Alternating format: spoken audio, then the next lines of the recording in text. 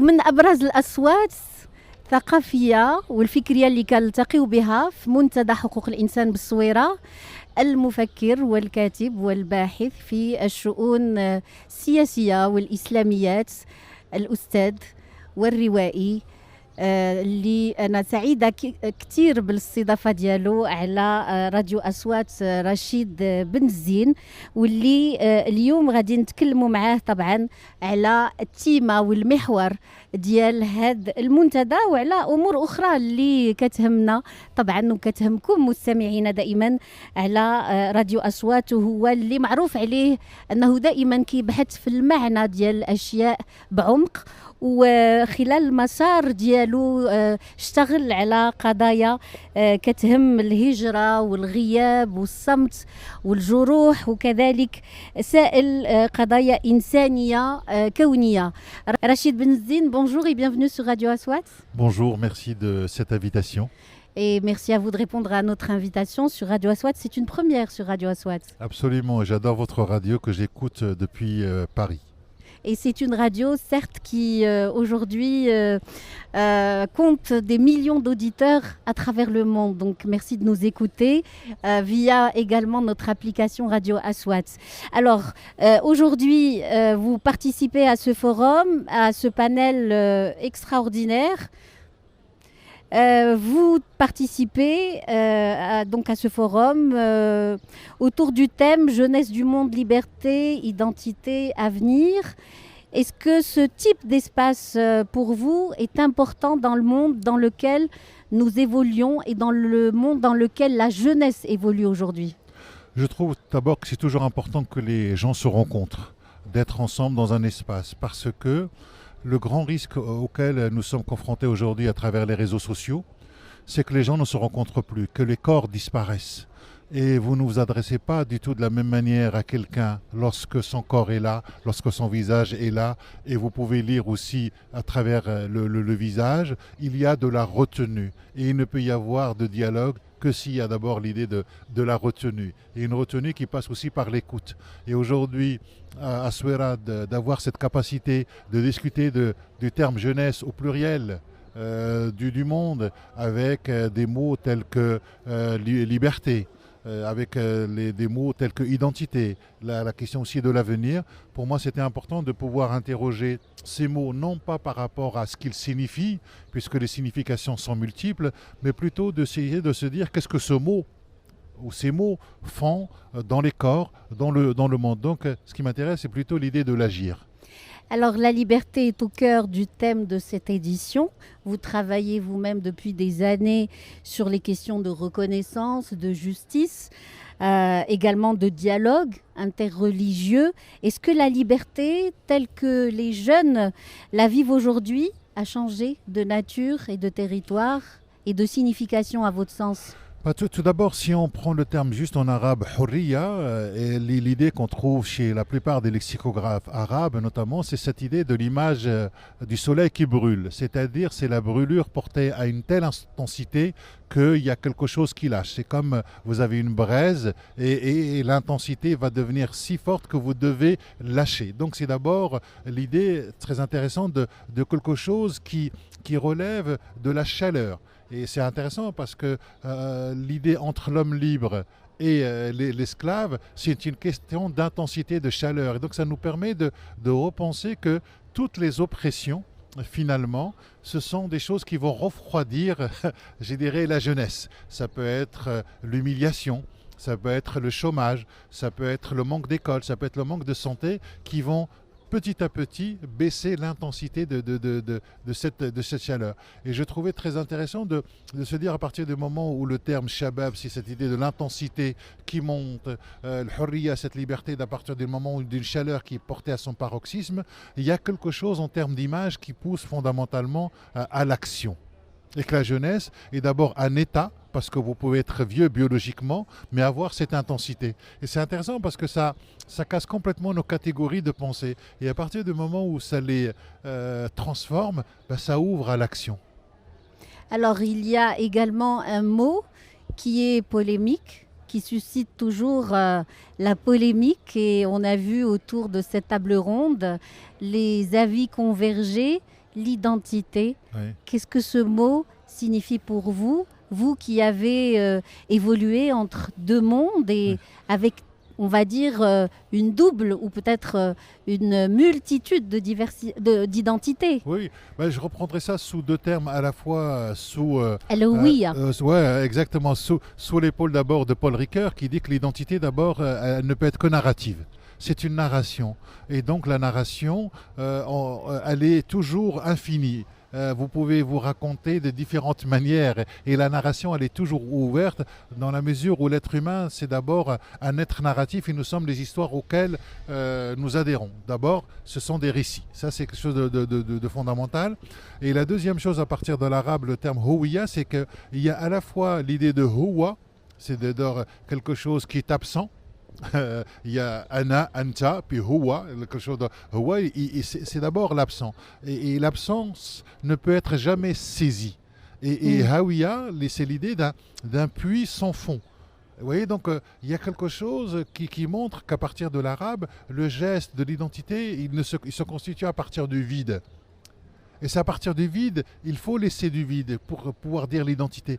Si nous avons quelque chose qui remplit tout, ce n'est plus de l'identité, ça va devenir de l'extrémisme religieux, ça va devenir du racisme qui, au lieu d'accepter ce vide-là et ce creux à habiter, ben, finalement, il va vouloir le fermer. Et j'ai pris dans la conférence cette image d'une main qui se pose sur de l'argile. C'est encore, l'argile est assez fraîche, il y a une empreinte.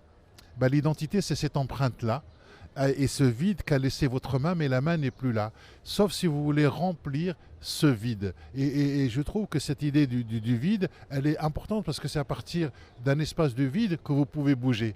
Si tout votre espace est saturé, moi je me rappelle quand j'étais gamin, on avait un jeu, il fallait pousser les carrés, il y avait marqué 1, 2, 3, 4, 5, 6, 7, 8, 9, comme ça, sur un petit bout. Et il y avait toujours un espace vide pour faire bouger les cases, pour retrouver. Et bien l'espace du vide, c'est ce qui permet fondamentalement, je dirais, la vie. Et si on se situe sur la tradition je dirais, coranique, Abraham est obligé de faire le vide. C'est pour ça qu'il s'appelle Al-Khalil, les interstices, pour que Dieu puisse venir habiter le vide.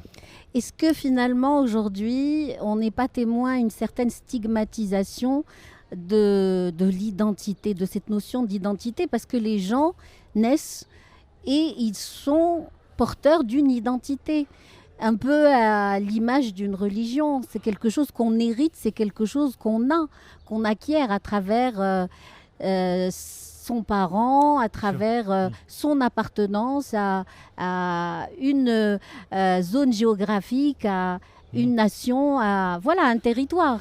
Oui, et le grand risque, c'est finalement de s'identifier à ce que nous pensons que nous sommes. Et alors que c'est pour ça que la question à partir de l'arabe de cet espace du vide me semble très importante parce que c'est ce qui permet globalement l'interprétation, c'est ce qui permet globalement la rencontre. S'il n'y a pas d'un espace vide, vous ne pouvez pas vous rencontrer. Si tout est saturé, vous rentrez dans ces assignations qui peuvent être nationalistes, qui peuvent être religieux. Et c'est pour ça que la sociologue le disait tout à l'heure, on est toujours dans des phénomènes d'appartenance et d'appartenance plurielle. Et aujourd'hui, un jeune, même s'il naît au Maroc, son imaginaire il peut être européen, occidental, indien, chinois. Moi, quand j'ai habité au Maroc, je suis parti d'ici à l'âge de 7-8 ans, mais on revenait tous les 2 ans avec mes parents. On allait voir un cinéma Atlas Fknetra et en fait, on se retrouvait, on regardait un film hindi karaté. Et tout de suite derrière, on sortait et je me rappelle, j'avais vu un film qui s'appelait Jimmy Dancer. I am a disco dancer. Voilà. المغاربه كيعقلوا على هذا الشيء. Oui, لا بد ولا الفيلم تاع هو اسمه دوستي. رشيد بن زين باوي. Et quand il y avait des films تاع الكاراتيه تاع جاكي شان كنا تنخرجوا برا كنا تندابزوا. Et donc pour moi c'était hyper important de se dire voilà on s'identifie et c'est ça la capacité des Marocains, c'est justement d'être des êtres de seuil, ça vient Raraba d'ailleurs, l'idée de plonger, de traverser, et que le Marocain, il est partout chez lui. Et c'est pour ça que nous arrivons à absorber toutes ces cultures-là et nous les retraduisons à notre manière. Et ça, c'est parce que le Maroc est un espace du seuil. Il est au seuil en haut je dirais de l'Afrique. Il est au seuil dans le sud avec l'espace européen. D'un autre côté, il est aussi sur la question de l'Atlantique. Et habiter le seuil, c'est justement de ne pas avoir de fixité. Et c'est très important cette idée du seuil. Alors quand on parle du Maroc, le Maroc est une terre qui est très spéciale. C'est une terre aussi où nous cohabitons. Vous avez mené pendant des années un dialogue approfondi entre l'islam, le christianisme et le judaïsme. Et aujourd'hui, est-ce que ce dialogue entre les croyances peut être servir comme modèle pour d'autres formes de dialogue politique, identitaire, intergénérationnel? Je pense que le Maroc, d'abord, de par son histoire et de par la pluralité des langues qu'il a, il est disposé à proposer quelque chose au monde. C'est-à-dire une manière de vivre de manière respectueuse et de la question du dialogue. Et ce qui est très important au-delà du dialogue, c'est le fait que les gens puissent se rencontrer. Et je crois que c'est ça la chose la plus fondamentale. Et encore aujourd'hui, cet espace-là qui permet la rencontre des gens. Parce que comment naît l'amitié? C'est-à-dire que moi, je dirais, j'ai découvert le christianisme ou le judaïsme d'abord à partir des amitiés. On ne commence pas d'un point de vue théorique. Qu'est-ce que c'est que la Torah? Qu'est-ce que c'est que les évangiles? Quelle est la figure de Jésus dans le christianisme, etc. Ça, pour moi, c'est du théorique, c'est du sens et de la connaissance. Mais être éprouvé par la rencontre de l'autre et l'amitié est fondamentalement politique, parce que ça crée des liens. Une fois que vous êtes ami avec un chrétien, vous voyez les choses autrement. Et c'est ça, me semble-t-il, ce qui nous manque aujourd'hui, c'est des rencontres réelles. Alors, vous avez écrit, bien sûr, plusieurs articles, vous avez piloté plusieurs travaux académiques, mais vous avez également publié plusieurs romans, vous avez également sorti des pièces de théâtre, si je ne me trompe. Oui. Pourquoi vous êtes aussi, j'ai envie de dire, multidisciplinaire? Pourquoi la fiction? Pourquoi la littérature? Est-ce que c'est ce qui vous donne finalement de l'espoir?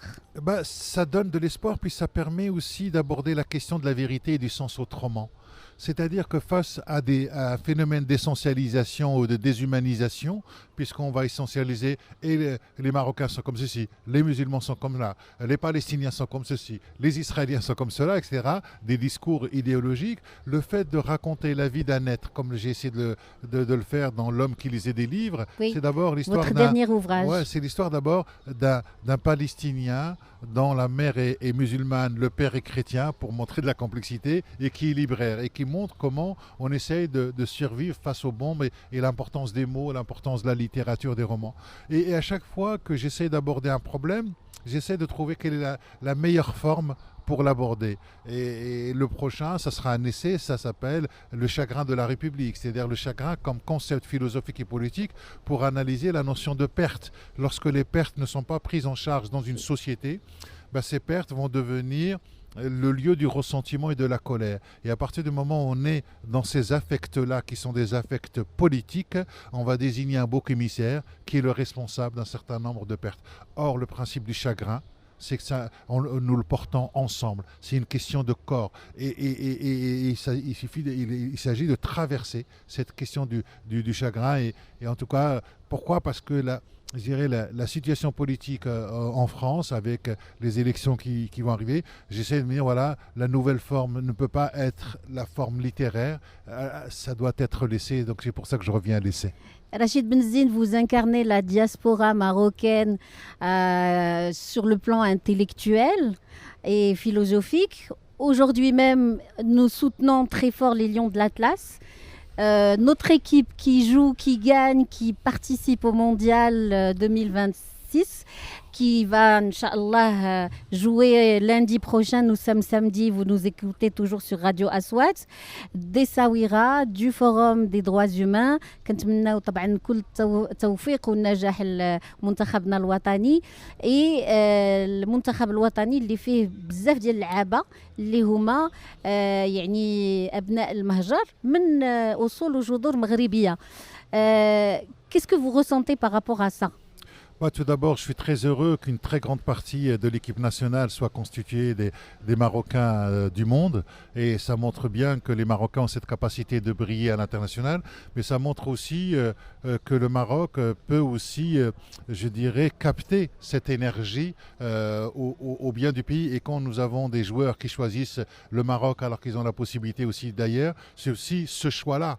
Et donc moi je ne peux qu'être que content de cette reconnaissance à la fois de ces Marocains de l'étranger qui reconnaissent encore leur pays d'origine et le pays d'origine qui met tout en place pour reconnaître aussi cette question de la valeur et de ce qu'ils peuvent apporter parce qu'il y a un savoir-faire des ressortissants marocains étrangers. Et ce qui est impressionnant, c'est comment on fait nation avec des gens qui viennent de Hollande, des gens qui viennent d'Espagne, des gens qui viennent de France et d'ailleurs. Et c'est peut-être ça, c'est-à-dire qu'en fait au sein de cette équipe nationale se joue peut-être cette pluralité du Maroc parce que j'ai regardé des reportages avec Regragui et je lui dis mais dans quelle langue tu leur parles parce que je le connais mais comment tu t'adresses à des joueurs aussi divers qui ont chacun il y en a qui parlent même pas aussi Darija qui parlent Rifia etc ou la Shilha comment on fait et ben c'est ça peut-être le génie marocain c'est justement à travers des gestes de créer cette mobilisation et j'espère qu'ils iront très loin. Un dernier mot face caméra pour les auditeurs de Radio Aswat, Rachid Benzine. تهلاو في راسكم وما تنساوش رجليكم. شكرا لك رشيد بنزين. دائما تابعونا في هذه الحلقة الخاصة بمنتدى حقوق الإنسان من مدينة الصويرة.